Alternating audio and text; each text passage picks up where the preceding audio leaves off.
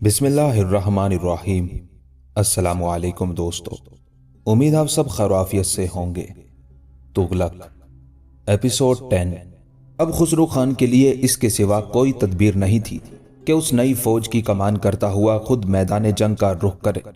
उस मौके पर उसके बाज मुसाहिबों ने, जिनमें गोपाल पेश था, गौर फिक्र के साथ राय दी कि बेशक मैदान जंग में तशरीफ ले जाइए, लेकिन ये हकीकत फरामोश ना कीजिए कि जंग दो सरदारों। खुसरो खान ने इज़्तिराब और परेशानी के आलम में पूछा, इसका क्या मतलब? मुस्कुराते हुए गोपाल ने अर्ज किया, आप यकीनन फतह याब होंगे, लेकिन ऐसे मौके पर तारीख पहलू भी पेश नज़र रखना चाहिए। खुसरो खान ने और ज्यादा झुंझला कर पूछा, क्या कहना चाहते हो? मकसद क्या है तुम्हारा? वो अर्ज गुजार हुआ, खुदावंद नेमत, मेरा मकसद यह है कि नादिर हीरे, जवाहरात, सोना, कीमती और गिरा बहा सामान और इससे बढ़कर श्यामा कुमारी को भीकमपुर राजा भीमचंद के पास भेज दीजिए। तेवर पर बल डालकर खुसरो खान ने जवाब दिया, क्यों? गोपाल ने जवाब दिया, इसलिए कि अगर भगवान न करे बाजी उलट जाए, आपको शिकस्त हो, तो ये सारी चीजें आपके कब्जे में रहें, फिर भी बादशाह की तरह जिंदगी बसर करेंगे। खुसरो खान, यानी? गोपाल, यानी कि जो हीरे जवाहिर अज कबील नादिरात हैं, वो कई मुमलिकतों की कीमत के बराबर हैं। जिंदगी भर उनके बल पर आप ठाठ की जिंदगी बसर करेंगे, ऐसी ही जैसी अब करते हैं। खुसरो खान, और तुम्हारी राय है कि श्यामा को भी भेज दूं? गोपाल, गुलाम की राय तो यही है, वो तो आपके नादिर हीरे जवाहरात से भी ज्यादा कीमती है। खुसरो खान, हाँ सच कहते हो गोपाल। गोपाल, गुलाम की दयानतदाराना राय यही है, आगे जैसी मर्जी हो खुदावंद नेमत की। खुसरो खान, तुम्हारी राय मुनासिब है, हम इसकी कदर करते हैं, लेकिन सवाल यह है कि श्यामा? गोपाल, वो वहां बहुत आराम और सुख से रहेगी, वहां उसका कोई बाल भी बेका नहीं कर सकता, वो वहां इस तरह रहेगी जिस तरह यहां रहती है। खुसरो खान, तुम्हारा ये ख्याल है? गोपाल, खुदावंद नेमत, गुलाम का यह ख्याल निहायत दयानतदारी के साथ है। खुसरो खान, क्या तुम्हारा ख्याल है कि वो वहां आराम से रहेगी? गोपाल, जरूर ऐसा ही होगा। खुसरो खान, लेकिन? गोपाल, क्या आपको अपने दोस्त, अपने यारे गार भीमचंद पर एतबार नहीं है? खुसरो खान, बहुत है। गोपाल, इससे बढ़कर और क्या कोई मजबूत जगह है आपकी हुकूमत में? खुसरो खान, हाँ ये ठीक कहते हो, उसका किला भी बहुत मजबूत है।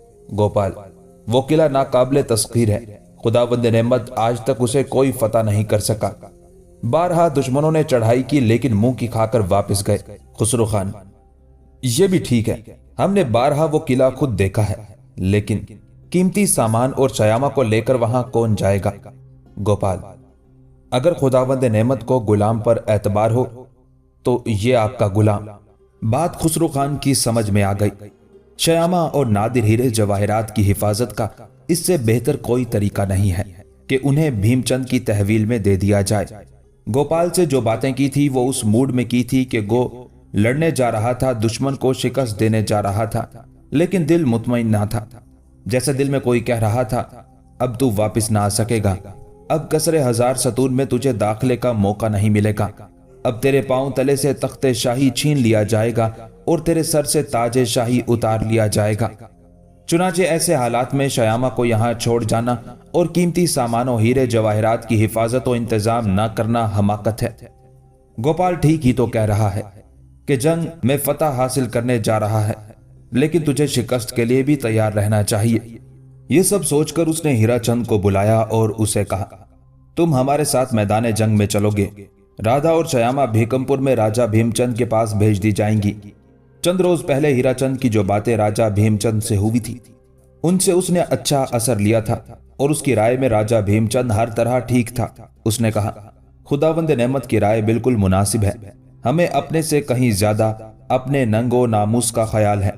राधा और श्यामा को फौरन भीकमपुर भेज देना चाहिए, मसलहत और तदब्बुर का तकाजा यही है।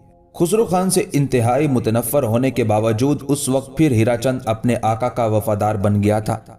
वक्ती तौर पर वो उस हुकूमत का तख्ता उलटने पर तैयार हो गया था, लेकिन जब वक्त आया तो उसने सोचा तुगलक की फतह के मानी ये हैं कि फिर मुसलमानों की हुकूमत कायम हो जाए, हिंदू हुकूमत का तसव्वुर फिर एक नाकाबिले ताबीर ख्वाब बन जाए। खुसरो खान अच्छा है या बुरा, नेक है या बद, इंसान है या हैवान, इससे बहस नहीं, लेकिन इसकी वजह से हिंदू हुकूमत कायम हो गई है। आज खुसरो खान बुरा है, नाकाबिले बर्दाश्त है, लेकिन ये हमेशा तो नहीं रहेगा। आइंदा जो शख्स तख्ते हुकूमत पर मुतमक्कन होगा, मुमकिन है वो अच्छा हो और अशोक आजम की हुकूमत का नमूना कायम कर दे, लिहाजा इस हुकूमत को कायम रहना चाहिए। उस वक्त उसके तसव्वुर में ना राधा थी, ना श्यामा, ना वो खुद। वो हिंदू हुकूमत कायम रखना चाहता था और उसे बचाने के लिए हर कुव्वत से टक्कर लेने के लिए तैयार था। यही वजह थी कि जब खुसरो खान ने उससे कहा कि तुम्हें हमारे साथ मैदान जंग में जाना पड़ेगा, तो बगैर तामुल के उसने मर्दाना वार जवाब दिया, मैं अपने खून का आखिरी कतरा भी आपके हुक्म पर बहाने को तैयार हूं। फिर कुछ सोचकर उसने पूछा, लेकिन राधा, श्यामा और आपके नादिर हीरे जवाहरात लेकर कौन जाएगा बेगमपुर? खुसरो खान ने जवाब दिया, गोपाल। हीराचंद खुसरो खान के साथ मैदान जंग की तैयारियां कर रहा था। उसका दिल बहुत मुतमईन था। उसे यकीन था कि राधा और श्यामा निहायत आराम और आफियत से वहां रहेंगी, और दिल में दबे पांव एक ख्याल और भी बैठा था। वो लड़ने जा रहा था, लेकिन नतीजा जंग के बारे में ज्यादा पुर उम्मीद नहीं था। वो तुगलक, किशलो खान और जोना खान की जंगी महारत से बहुत अच्छी तरह वाकिफ था और हसामुद्दीन की जुर्रत और तेवर के मनाजिर तो अपनी आंख से देख चुका था। दिल्ली के मुसलमानों के तासुरात और उनके जोशो खरोश का भी उसे इल्म था, और वो जानता था जैसे ही तुगलक की फौजें दाखिले शहर होंगी, सब उसका साथ पूरे जोशो खरोश के साथ देंगे। लेकिन ये जानने के बावजूद वो जा रहा था, वो सोचकर जा रहा था कि अब मैदान जंग से ना वो वापिस आएगा ना खुसरो खान। लेकिन दिल के गोशे में ये ख्याल जागुज़ीन था कि भीमचंद खुसरो से भी अच्छा आदमी है। वो खानदानी राजा है, बहादुर है, दिलावर है, अंदाज़े हुकूमत और जहांबाजी से वाकिफ है। वो खुसरो खान किसी गलतियां नहीं कर सकता। वो हिंदू हुकूमत को कामयाबी और खूबी के साथ चलाएगा। बला से मैं इस जंग में काम आ जाऊं, बला से इस लड़ाई में खुसरो खान की जान चली जाए, लेकिन अगर भीमचंद उसकी जगह ले लेता है तो मेरा और खुसरो खान का कत्ल बेकार नहीं जाएगा। हम अपना सर देकर हिंदू हुकूमत को बचा लेंगे। ये ख्याल उसके दिल में मंडलाता रहा, और जब वो गोपाल को रुखसत कर रहा था, जो राधा और श्यामा और हीरे जवाहरात लेकर एक मजबूत दस्ता फौज के साथ भीकमपुर जा रहा था, तो उसे अलग ले जाकर ये तमाम बातें जो उसके दिल में थी और अब तक जबान पर ना आई थी, कह दी। उसने कहा, गोपाल, तुम जा रहे हो, जाओ, लेकिन मेरा दिल कहता है हम ये जंग जीत नहीं सकते। हम कत्ल हो जाएंगे और मुझे इसका कोई गम भी नहीं है। भगवान से जो हुकूमत हमें मिली थी, हम उसे अच्छी तरह चला नहीं सकते। हम मुसलमानों के मुखालिफ थे, लेकिन वो हमसे बहुत अच्छे और बहुत अच्छे हुक्मरान थे। हमारी हुकूमत को खत्म होना ही चाहिए, लेकिन भीमचंद की जात से मुझे बहुत उम्मीद है। उसे कह देना कि अगर हम हार जाएं, अगर हम कत्ल हो जाएं, अगर तुगलक को फतह हो जाए तो वो अपना फर्ज पूरा करे। वो मैदान में उतरे और तुगलक से हुकूमत छीन ले। वो छीन सकता है, वो हुकूमत चला सकता है, वो हिंदू हुकूमत को कायम कर सकता है। गोपाल ने इन बातों पर ना कभी गौर किया था, ना उनकी अहमियत महसूस की थी। उस वक्त भी उसने ये बातें एक कान से सुनी, दूसरे कान से उड़ा दी। उसके जहन में तो सिर्फ एक ख्याल था, दिल्ली पर किसी का भी कब्जा हो, बेगमपुर भीमचंद से कोई नहीं छीन सकता, और अब श्यामा भीमचंद की है। जिस तरह जलजला आता है और बड़ी बड़ी इमारतें चश्मे जदन में मट्टी का ढेर बन जाती है, जिस तरह तूफान आता है और बड़े बड़े दरख्त चंद लम्हों में जमीन पर आ रहते हैं, जिस तरह वबा आती है और मिनटों के अंदर आदमी खत्म हो जाते हैं, इसी तरह तुगलक की फौज जलजला, तूफान और बला बनकर नमूदार हुई। खुसरो खान ने पूरी कुव्वत और ताकत से उस छोटी सी फौज को बज़ाहिर बड़ी जबरदस्त शिकस्त फाश दे दी, लेकिन इंसान की हर आरजू और तमन्ना पूरी नहीं होती। खुसरो खान का ख्याल था कि तुगलक के फितने से निजात पाने के बाद वो बेखतर हुकूमत करेगा, फिर उसका कोई हरीफ नहीं रह जाएगा और वो अपने मकासिद पूरी कामयाबी के साथ पूरे कर सकेगा। लेकिन तुगलक को शिकस्त देना आसान न था।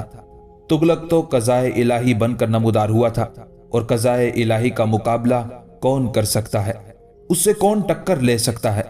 दिल्ली से बाहर घमसान की लड़ाई हुई। दोनों फौजें इस तरह गुथी हुई थी कि हटने और पलटने और पीछे देखने का नाम न लेती थी। कई महीनों तक मार का कारजार गर्म रहा। शुरू में तो ऐसा मालूम होता था कि वाकई तुगलक की फौजों को शिकस्त हो जाएगी, کشلو خان کی مجاہدانہ سرگرمیاں ناکام ہو گئیں۔ تغلق اپنے خیمے میں بیٹھا جنگ کے مناظر دیکھ رہا تھا اور برابر احکام و ہدایات نافذ کر رہا تھا۔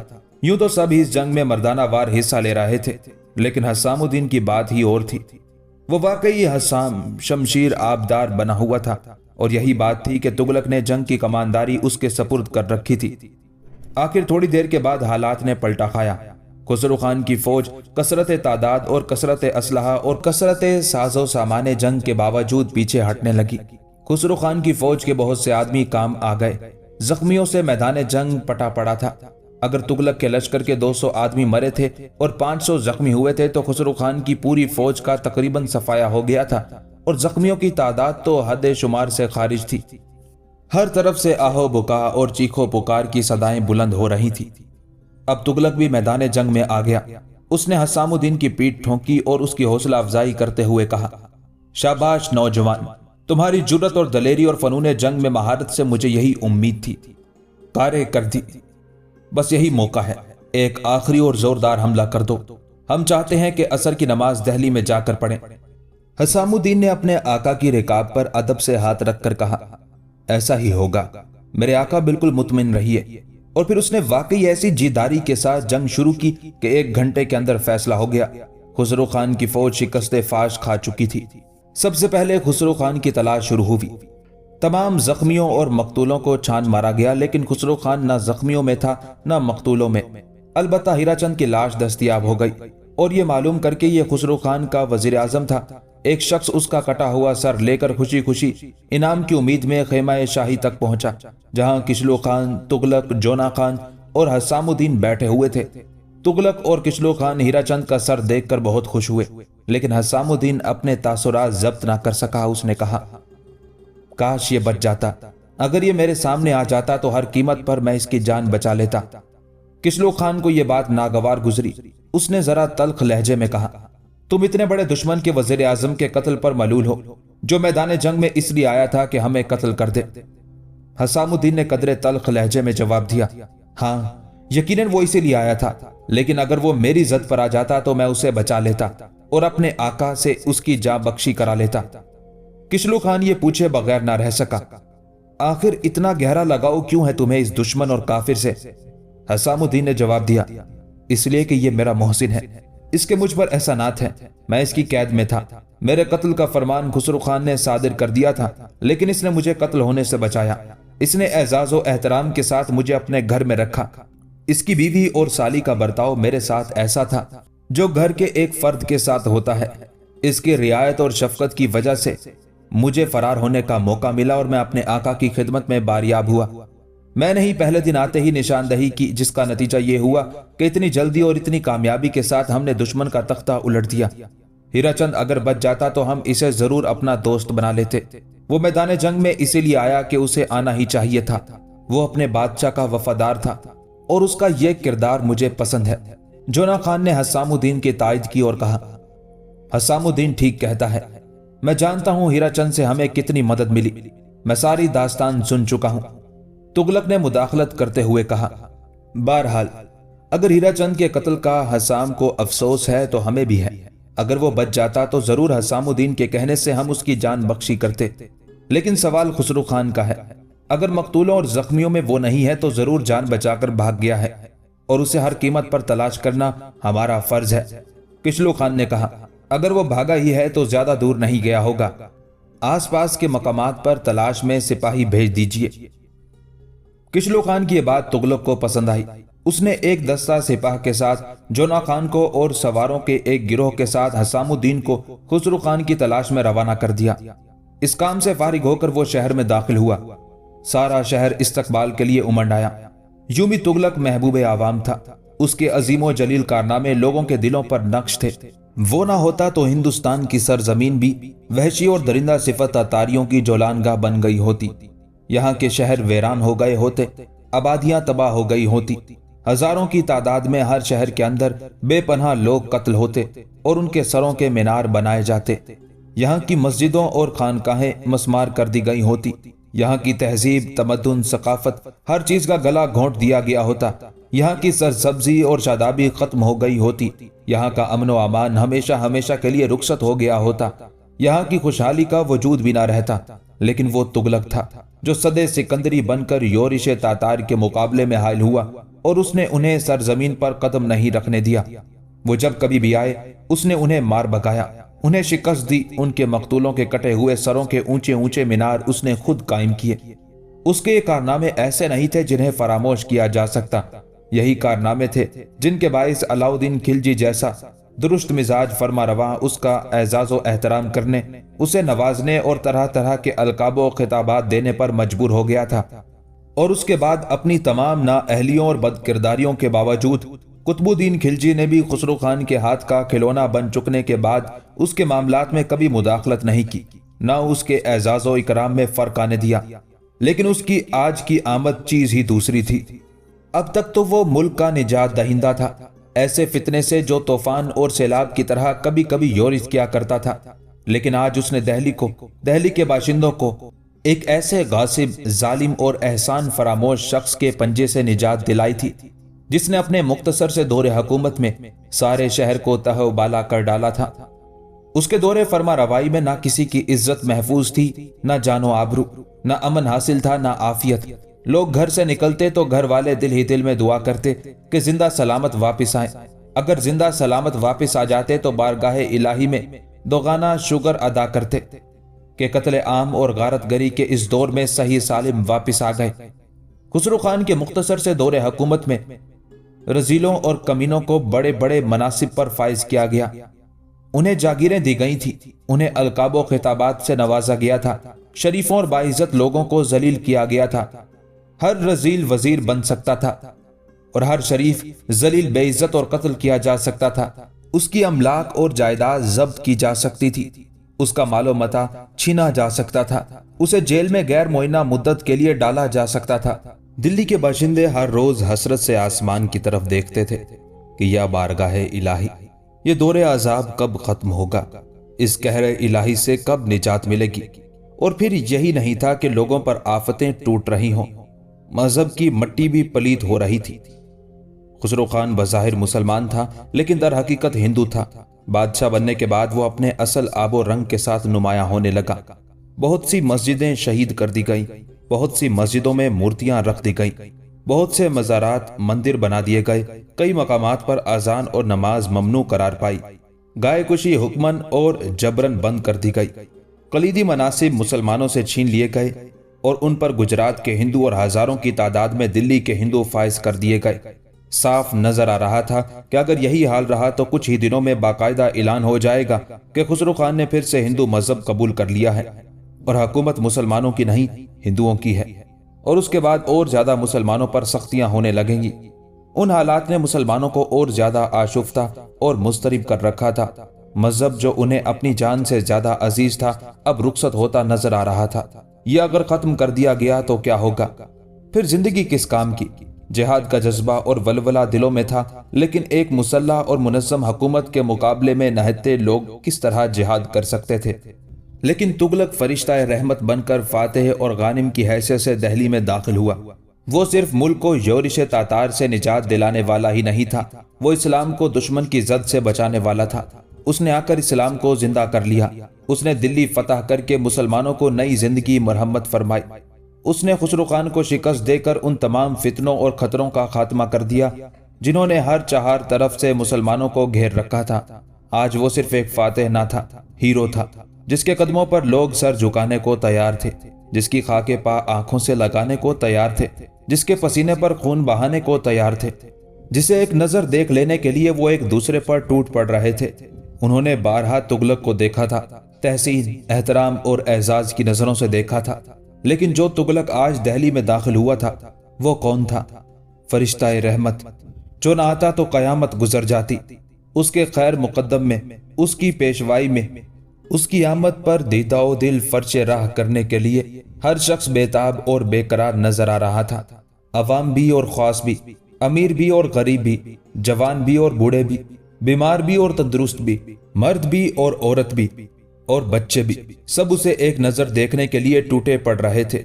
خسرو خان تغلق کا یار وفادار تھا، وہ اس کی محبوبیت عوام سے واقف تھا، وہ خود بھی بہت بڑا شخص تھا، اس کی عظمت کے سامنے بھی خلقت سرنگوں ہوتی تھی، اس کا اعزاز و احترام بھی ہر شخص کی نظر میں تھا، اس نے بھی بڑے یادگار اور ناقابل فراموش کارنامے انجام دیے تھے، بادشاہ کے دربار میں اور عوام کے دل میں اس کی جگہ تھی، لیکن آج اسے محسوس ہوا کہ اس میں اور تغلق میں فرق ہے، زمین اور آسمان کا فرق۔ تغلق محبوبیت اور عظمت کی جس بلندی پر فائز ہے، وہاں تک کشلو خان کسی طرح نہیں پہنچ سکتا۔ آخر وہ ضبط نہ کر سکا، اس نے کہا، تمہارا استقبال تو اس طرح دلی والے کر رہے ہیں جیسے کوئی بادشاہ آیا، کوئی شہریار آیا۔ تغلق ہنسنے لگا، اس نے کہا، کیا جل رہے ہو؟ وہ بولا، میں کیوں جلنے لگا؟ تمہارے سر پر تاج شہریاری جو ہاتھ رکھیں گے وہ میرے ہوں گے۔ دفعتاً تغلق کا رنگ رخ بدل گیا، اس نے تیکھی نظروں سے کشلو خان کو دیکھا اور کہا، کیا تم مجھے غدار سمجھتے ہو؟ کیا تم مجھے نمک حرام سمجھتے ہو؟ کیا تمہارا خیال ہے میں احسان فراموش ہوں؟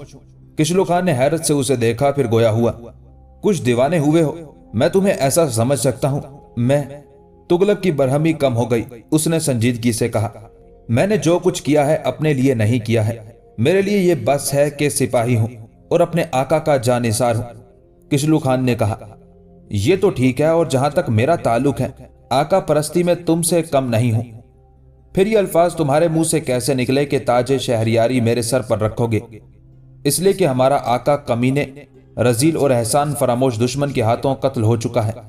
ہاں، وہ قتل ہو چکا ہے، لیکن اس کی اولاد تو موجود ہے، اس کا خاندان تو خدا کے فضل سے موجود ہے۔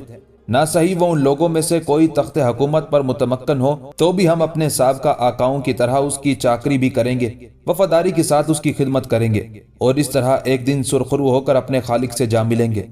کشلو خان خود سے تغلق کی باتیں سنتا رہا، پھر اس نے احترام اور عزت کی نظر سے دیکھا اور گویا ہوا، واقعی تم بہت بڑے، بہت اونچے اور نہایت شریف انسان ہو۔ میری تمہاری دوستی کی بنیاد آج تک مساوات پر تھی۔ تم تلوار کے دھنی تھے، میں بھی تھا، تم بہادر تھے، مجھے بھی اپنی شجاعت پر فخر تھا، لیکن ایک انسان کی حیثیت سے تم آفتاب ہو اور میں بندہ ناچیز۔ تغلق ہنسنے لگا اور کہا، خوب بنا لو جی بھر کے۔ بعض وقت انسان کے منہ سے جو بات نکلتی ہے وہ پوری ہو کر رہتی ہے، خواہ اس کے پورے ہونے کا وہم و گمان بھی ہو۔ کشلو خان نے باتوں باتوں میں تغلق سے کہا تھا، تمہارے سر پر تاج شہریاری رکھنے والے میرے ہاتھ ہوں گے، اور تغلق نے اسے جھڑک دیا تھا، اس لیے کہ اس کے دل کے کسی گوشے میں بھی بادشاہ بننے کا سودا نہیں ہوا۔ لیکن ہوا کیا؟ تاج شہریاری اس کے سر پر رکھا گیا اور وہ مجبور ہو گیا کہ بادشاہت کا منصب قبول کرے۔ تغلق نے کشلو خان سے کہا تھا، کیا ہوا اگر قطب الدین قتل ہو گیا؟ اس کی اولاد موجود ہے، اس کا خاندان موجود ہے، ان میں سے جو اہل ترین شخص ہوگا ہم اس کے سر پر تاج شہریاری رکھ دیں گے، اسے بادشاہ بنا لیں گے، اس کی اطاعت اور حکومت میں زندگی بسر کر دیں گے۔ ہم سپاہی ہیں، ہمیں بادشاہ سے کیا سروکار؟ اور کشلو خان نے یہ بات مان بھی لی تھی، کیونکہ بادشاہ پرستی میں وہ بھی کسی طرح تغلق سے کم نہ تھا۔ لیکن دلی میں امن و امان قائم کرنے کے بعد جب اس نے قطب الدین کی اولاد اور خاندان خلجی کے افراد کی تلاش شروع کی تو مایوسی کے سوا کچھ نہ ملا۔ معلوم ہوا کہ خسرو خان نے اس اندیشے سے کہ آگے چل کر ان میں کوئی خطرناک نہ ثابت ہو، ایسے تمام افراد کو تہہ تیگ بے درے کر دیا تھا۔ خانوادہ خلجی کا خاتمہ کرنے کے بعد وہ مطمئن ہو گیا تھا کہ اب کوئی حریف باقی نہیں رہ گیا۔ اس صورتحال نے بڑی مشکل اور دشواری پیدا کر دی، سمجھ میں نہیں آتا تھا کہ اب کیا کیا جائے۔ ملک کا انتظام بہرحال چلانا تھا اور یہ کام بغیر ایک بادشاہ کے انتخاب کے ممکن نہ تھا، پھر یہ مسئلہ کیوں کر حل کیا جائے؟ آخر تغلق اور کشلو خان نے شہر کے تمام سربراہور وہ اشخاص، علماء، فضلاء، عمرہ، حکام، عمال اور منصبدار سب لوگوں کو جمع کیا اور ان کے سامنے اس نے ایک دل ہلا دینے والی تقریر کی۔ اس نے کہا، تم لوگ خسرو خان کا مقابلہ نہ کر سکے، وہ اپنے مقاصد میں کامیاب ہوا، اس نے اپنے آقا ہم سب کے بادشاہ قطب الدین خلجی کو قتل کر دیا اور خود تخت حکومت پر قابض ہو گیا۔ وہ غاصب تھا، لٹیرا تھا، لیکن اس نے بڑی ہوشیاری اور چابک دستی سے اپنا کام انجام دے لیا۔ اس کی چالاکی اور شرارت کی انتہا یہ ہے کہ اس نے خاندان شاہی کے ایک ایک فرد کو چن چن کر قتل کر دیا۔ اس نے ننھے اور معصوم بچوں تک پر رحم نہیں کیا۔ یہ کہتے کہتے تغلق کی آواز گلوگیر ہو گئی، اس کی آنکھوں سے دریائے اشک روا ہو گیا، لیکن جلد ہی اپنی اس کیفیت پر وہ غالب آ گیا۔ اس نے کہا، خلجی خاندان نے دبدبا اور تنتنا کے ساتھ جاہو جلال کے ساتھ اس ملک پر حکومت کی تھی۔ علاؤالدین خلجی کے کارنامے رہتی دنیا تک قائم رہیں گے، جب تک یہ ملک قائم ہے اس کے کارنامے بھی زندہ رہیں گے۔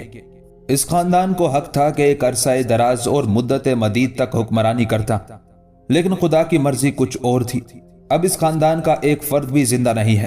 ہمیں اگر زندہ رہنا ہے، امن و امان قائم رکھنا ہے، اسلامی حکومت باقی رکھنی ہے، لوگوں کو ان کے جان و مال اور آبرو کے تحفظ کی ضمانت دینی ہے، تو بادشاہ کا انتخاب کیے بغیر کام نہیں چل سکتا۔ آپ لوگ اس ملک کے بحی خواہ ہیں، اس ملک کے شہری ہیں، آپ کی خدمات ہیں، قربانیاں ہیں، آپ ہی کو حق ہے کہ جسے چاہیں بادشاہ منتخب کر لیں۔ میں ایک جانثار سپاہی کی طرح اس کی خدمت کروں گا اور زندگی کی آخری سانس تک راہ وفا سے منہ نہ موڑوں گا۔ ہر طرف سے زور و شور و جوش و خروش کے ساتھ آوازیں بلند ہوئی کہ ہم آپ کو بادشاہ بنانا چاہتے ہیں۔ ایک امیر کبیر جو اب خسرو خان کے عہد میں امیر نہیں رہ گیا تھا اٹھا اور کہنے لگا، تغلق کے سوا کسی کے سامنے ہماری گردن نہیں جھک سکتی۔ اسی طرح دوسرے امیروں، سرداروں اور معززین شہر نے بھی تقریباً با اتفاق رائے کہا کہ تغلق بادشاہت قبول کر لے۔ تغلق یہ باتیں سن رہا تھا اور اس کا رنگ رخ بدلتا جا رہا تھا۔ ایسا معلوم ہو رہا تھا کہ سخت ذہنی کشمکش میں مبتلا ہے۔ آخر وہ خاموش نہ رہ سکا، اٹھا اور حاضرین سے مخاطب ہو کر کہا، اس ذرہ نوازی اور قدر افزائی کا میں شکریہ ادا کرتا ہوں، لیکن میری سپاہیانہ زندگی شاہانہ زندگی میں تبدیل نہیں ہو سکتی۔ مجھے بادشاہت سے کوئی دلچسپی نہیں ہے، میں سپاہی ہوں اور سپاہی ہی رہنا چاہتا ہوں۔ آپ کسی اور کو منتخب کر لیجئے۔ اس تقریر کے جواب میں پھر ہر طرف سے شور بلند ہوا اور لوگوں نے بار بار تغلق کا نام لینا شروع کیا۔ تیسری مرتبہ تغلق پھر کھڑا ہوا اور اس نے تقریر کرتے ہوئے کہا، اگر آپ کسی کا انتخاب نہیں کر سکتے، اگر مجھ نااہل کے سوا کسی مرد معقول پر آپ کی نظر نہیں پڑ سکتی، تو پھر یہ ذمہ داری میں اپنے سر لیتا ہوں۔ میں اعلان کرتا ہوں کہ ہمارا بادشاہ آج سے کشلو خان ہے۔ یہ وہ مرد مجاہد ہے جس نے اسلام کے اور مسلمانوں کے اور اس وطن عزیز کے لیے گراں بہا خدمات انجام دی ہیں۔ یہ بے لوث ہے، بے غرض ہے، اثار پسند ہے، اس میں غرور نہیں، رعونت نہیں، نخوت نہیں، اس کا دل مہر و وفا کا گنجینا ہے، اس کی حکومت کی قابلیت مسلم ہے، اس کے عدل و انصاف پر اس کے بدترین دشمن بھی حرف گیری نہیں کر سکتے۔ اس نے بڑے آڑے وقتوں میں اپنے ملک اور مالک کی خدمات انجام دی ہیں، اور اب وقت آ گیا ہے کہ وہ اپنے گراں بہا اور ناقابل فراموش خدمات کا صلہ اپنی قوم اور ملت کی طرف سے پائے۔ کشلو خان زندہ باد، شہنشاہ کشلو خان زندہ باد۔ یہ تقریر ابھی ختم نہیں ہوئی تھی، کشلو خان اٹھا اور اس نے کہا، بادشاہ کا انتخاب ایک اختلافی مسئلہ بن گیا ہے اور یہ مسئلہ حل ہوتا نظر نہیں آتا۔ تغلق کو انکار ہے، وہ بادشاہت قبول نہیں کرے گا۔ مجھے اس سے زیادہ سختی کے ساتھ انکار ہے۔ میں اپنے آپ کو اس منصب بلند کا سزاوار اور مستحق نہیں پاتا، لیکن ہم دونوں کے انکار کے باوجود بادشاہ کا انتخاب بہرحال ہونا ہے، اور اس وقت تک جو بحث و گفتگو ہو چکی ہے اس سے اندازہ ہوتا ہے کہ اگر اس کا جلد از جلد فیصلہ نہ ہوا تو بہت سے امیدوار میدان میں آ جائیں گے اور بہت سی چمکتی ہوئی تلواریں کھنچ جائیں گی۔ لہٰذا میری رائے میں اس مسئلے کے حل کا بہترین فیصلہ یہ ہے کہ آپ سب کسی کو حکم منتخب کر لیجئے، اور حکم جو فیصلہ کر دے اسے بے چون چرا سب تسلیم کر لیں۔ اگر آپ چاہیں تو میں بھی یہ خدمت انجام دے سکتا ہوں، ورنہ جسے چاہے حکم بنا لیجئے۔ ہر طرف سے آوازیں بلند ہوئی، ہم کشلو خان کو حکم بناتے ہیں۔ گویا حکم کی حیثیت سے کشلو خان کا با اتفاق انتخاب ہو گیا۔ اس کے بعد کشلو خان اٹھا، اٹھتے ہی جو تاج اس کے ہاتھ میں تھا اس نے وہ تاج تغلق کے سر پر رکھ دیا۔ تغلق پیچ و تاب کھا کر رہ گیا۔